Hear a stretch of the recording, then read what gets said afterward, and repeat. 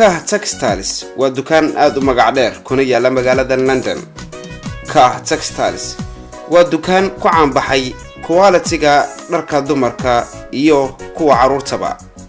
Kah Textiles waxaad ka helaysaan diracyada setka ah ayagoo qiimahoodu ay ka bilaabanayaan 25 pound oo kaliya. sidoo kale Kah Textiles waxaad ka helaysaan diracyada single-ka ah oo qiimahoodu ka bilaabanayo 5 pound. waxaad ka helaysaan dukaankan Kah Textiles goonooyinka, catarada, unsiyada, shalmadaha iyo qamaaro iyo nooc walba oo dharka dumarka ah oo aad doonaysid. dukaankan Kah Textiles wuxuu ku yaalaa Shepherdbush 61 Oxbridge Road.